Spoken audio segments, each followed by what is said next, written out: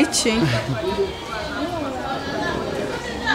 ukunda umuhondo ukunda umuhondo pe ukunda umuhondo cyane ariko koko nuzi ko nta bwenge ugira uyu ni umuhondo cyangwa ni umutuku harimo nyine ariko harimo akantu k'umuhondo kari hehe karimo njye nakabona wambaye neza pe urakoze ariko nyine ikibazo ni kimwe mabuja ni ikihe ni iki nyine urabona nk'ako ko turugakuyemo byari byo byiza ubwo iyo niyo namungiriye iyo niyo namungiriye nyine urabona nyine kubera ko wowe ari we mwiza kukarusha byaba ari byo byiza nagatangaye rwose nagatangaye inama zawe ni nyamibwa impamvu mva imbere genda ujye guteka genda uteke murye ngiye kwa muganga wowe ugakuyemo ubwiza bwawe bwagaragara neza genda mva imbere ujye guteka ngiye kwa muganga nsange watetse wagaburiye uriya mushyitsi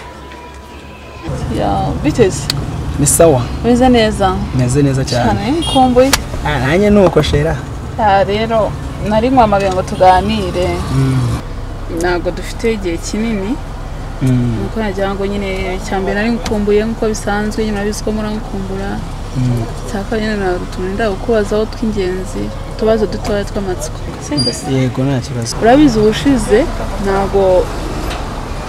ntabwo twaganiriye kandi twe dufite gahunda yo kuganira wari uje kunsura ariko ntabwo nzi ukuntu twatandukanye kandi na telefone yawe ntabwo yabagaho ngo nakubaza sinzi ibintu wayikoze nyuma ya kiriya gihe rero wambwira muri makeya byagenze gute ukuntu byagenze hari inkuru buriya nyinshi ntakubwiye njyewe ndi imfubyi ariko ngira umubyeyi w'umugabo buriya ngira papa unakomeye cyane yitwa Professor Michael ndakeka waba umuzi kuko ni icyamamare Professor Michael ni umugabo w'umukire cyane ariko w'umugome ku buryo rwose yaranamfunze yaramfungisha uri umwana we ndi umwana we yananyiciye umubyeyi buriya mama wanjye niwe wamwishe njyewe yarambyaye aranyanganye ubwo rero nyuma yo kumva ndimo ntegura ibyo kwihorera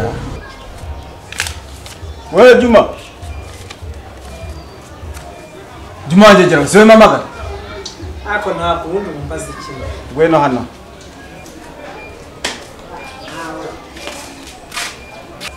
kanza n'ubwo basabwa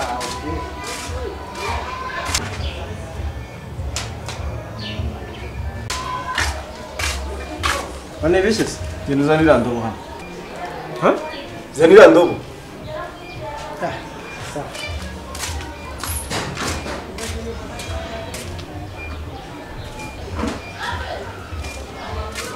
ahakira niba ushaka kunyara Charamana inarila uvuze icaramu inarila cyangwa icaramu hano ntabwo ari we mbwira ako ntabwo wibonyemo ikiba icaramo nawe niba ushaka kunyara numva ngo Kigali Chantal bajya bazinyaramo nyara caramo wallahi ntabwo nakwicara binda bamara ahubwo uri kumba mbwira ibintu mpamagariye shaka indi ngingo bro uricara cyane ntabwo wicara ntabwo ibyo ntabwo byashoboka twanabivuyeho twageze ku yindi ngingo ahubwo zana ikindi kintu cya kabiri cyo kuvugaho mara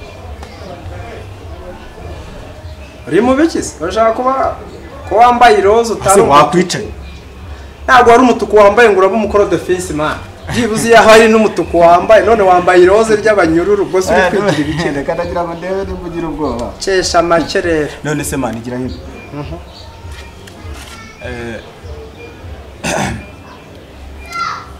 ako se nukarya amagambo oya nyine njyewe ndagira ngo nkubaze ubundi ukunda iki mu buzima busanzwe kumva mukanya nyine mfa ko isoza ni ingingo nzima ibyo nicyo bagomba kuba wahereyeho mbere buriya bintu wibarishwaga by'ubusa nta ari ibintu by'abantu b'abagabo ariko impamvu nanatorotse gereza ni ukubera ko nyine hari umukobwa twakundanaga witwa Sonia umukobwa twakundanaga witwa Sonia ko mvuga Sonia it's okay mbwira nta kibazo Sonia rero twarakundanaga arangije nza kumenya amakuru ko hari umusore witwa Alex ugiye kumushaka akamujyana. Sori gato ngo baze tugendane. Sonia asa gute? Sonia ni umukobwa w'inzobe mwiza gusa nyine inzobe yaranipfiriye. Se yarapfuye. Yarapfuye rwose kandi yari urabizi neza ko yapfuye. Yari yahuye azize nyine azize n'ubundi pressure ya tubireke n'ubundi nta kibazo. Ngira nta kibazo. Ni ukuvuga ngo uwo Sonia nanjye naje guhita mfata icyemezo cyo gutoroka gereza ngenda ndorongotana i Kigali cyane ko nari mfite n'amakuru ko bashakaga kunyica. Ngiye kwirebera Sonia rero ngeze i Kigali nza gusanga yarapfuye. Mbona urupapuro yandikiye mama we nkubwira ko agiye kwiyahura kubera ko yamushyizeho pressure ngo ashakane na Alex, ngo kubera ko Alex yari afite amafaranga kandi Sonia nyine yarankundaga nanjye dukundana. Rero Sonia yahita yipfira. Kuva narageze hano ndashaka guhita nguhindura umuntu w'umugabo. Noneho nanjye ndi umugabo. Nta nubwo ukwiye kuvuga utuntu tw'utugambo nka turiya wibagiwe ko sobuja arembye ari mu bitaro yenda gupfa cyangwa ntabwo wavugije nyoko buja. Biriya bintu buri kubyigira ararembye cyane se ko hafi yo guhita ashiramo umwuka aho ibaza apfuye we. akwiye kujya uri gusenga hase ko nawe nyoko buja umurebanira ari tubyihorere twigarukire ku iyo ngingo. Ibaza apfuye boss. Oya wijya kure se ka senyisa zanjye. Hari n'irindi jana ndimo. We turakubwira ikibazo cyo ko umuntu arembye yenda gupfa ukazana ngo senyisa nibiki. Banza usenga kire nyine asa kwishyura. Hako wajya ureka kubura ubwenge burundu. Uzahengeke byibuza duce twasigayemo hasi mu ndiba tuzamura ujye dukoresha. Yo ubwenge ndabufite. Warumbajije ikintu nikundira. Ushaka untama kana se? Kugutama. Mbwira nyine ibintu ukunda ko urabona mu kanya ndi buteke. Duhere ku byo kunywa se. Duhere ku byo kunywa. Yitwa nyine Richard. Wa musore naje kukureba nyine hari umusore wari uhagaze rugura ameze nk'uri kuvugira kuri telefone. Cyajya wirukanka se? Uriya musore amfasha barayatanyice ni nawe wandindaga kuri gereza. Urasa ujye ukunda kunyura hariya ni nyine njya mubona. Ajya haca. Ndamubona gutyo sinzi ahantu aba ariko nkunda gusohoka nk'igipangu n'ingire. Rero birarangiye ibintu byo kuza. Oya nago. Shira yahitanye. Oya banza wumve. Nese natuma ikintu gituma bakwica. Nago nagikunda sibyo? Wowe tuza ari namubirega afite amafaranga se kundusha. Nde? Uwo musore. Richard. Uwo Richard. Nago yakorosha amafaranga se. Rero ugira ikibazo uriya niyo nashaka abasore bangiye umugoroba. Barara bamukuye mu nzira. Wigira ikibazo aho kugira ngo wowe ureke kuza mu rugo. Nawe tubana bose. Ariko nakubwiye ko mfite musaza wanjye. Musaza wawe? Oya. Nago reka turaganira niyo mpamvu nakubwiye ni tagene naje ngo tuganire ariko ngewe aho kugira ngo uramuke ubure kuza mu rugo. Nabireka n'ibindi byose ariko nyine ukajya mu rugo ukanyisurira. Nanjye nibyo mbashaka. Nta kibazo. Byaba ari byiza kuruta ariko nta muntu natuma kubangamira. Cyane kundira icyayi rero. Icyayi. Akamukaru fresh, tangawizi, tuntu nk'utwe kandi umusirimu. Ntabwo ujye ugikoma. Byasa nka ababyeyi kwe. Vewe kabya wandi umugako wona buno bwamwa rugo umuntu ugomba kubara nk'igikoma. Oya nundi nta mugabo nkwe igikoma. Ntawe rwose. Ibyo bintu mberuka kera. Imana ishimwe cyane. Imana ishimwe. Akata. Ntago bikunda. Kumungewe mana umuntu w'amatuza. Reka nkubwire. Wowe tuzabana hano. Reka da. Kuvuta mu gikoma. Kubisa wishima se besti. Naho mbaye munyamahirwe niba ngiye kubana neza na ntabwe. Tuzabana neza cyane kuko nta kintu na kimwe uzambangamiraho. Yego. Nta n'iki na kimwe. Arega n'ubundi tuba dupfa ubusamane. Twagukwiye kubana neza. Ugaragarana neza. Bo ikindi rero. Kubana neza pe. Maze kuvugisha mabuja wacu ambwiye ko ngomba guhita musanga kwa muganga kuko kumva umugabo wameze nabi tugomba kujya tumugeraho nyine tukanamuhumuriza urumva yari wenyine. Oya nta kibazo gerayo. Ndashaka guhita nsimbuka reka bya bintu nise ko biteguye neza ngiye guhita mushyira. Nta kibazo birateguye rwose. Sawa sawa ubwo turi kumwe musa. Oya ntacyo tuzapfa. Nta kimwe rwose.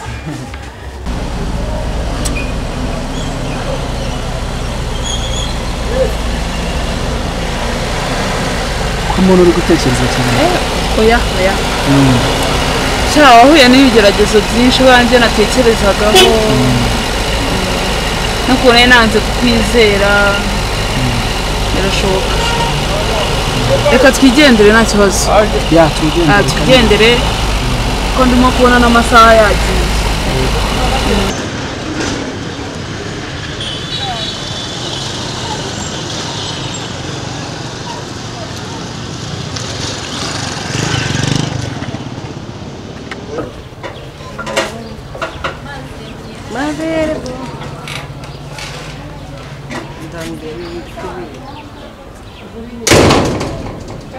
Ese yaraje ngize umeze ute ko yatinze kwanura imyenda ntabwo yakumutse neza ntabwo yari yakumutse neza n'isi ubundi ko nsigaye mbona utazi iki se warahindutse ibintu usigaye ubu se wambaye gute mu by'ukuri nambaye ubundi wari uri hano mu rugo yego hari ibintu umaze kurambirwa ku bw'izo mpamvu urumva ntabwo nakomeza kwihangana ko n'umuntu umeze nkawe fata ibifurumba byawe vuba oya tutaravugana amagambo menshi fata ibifurumba uranesha umujinya nanagukubita fata ibifurumba byawe vuba fata ibifurumba byawe niba uri ujya iwanyu niba uri gukora iki simbizi shera nakoze icyo wambabariye warahindutse nsigaye mbona oya genda winaninda n'imbere genda reba ukuntu usigaye wiyambika rega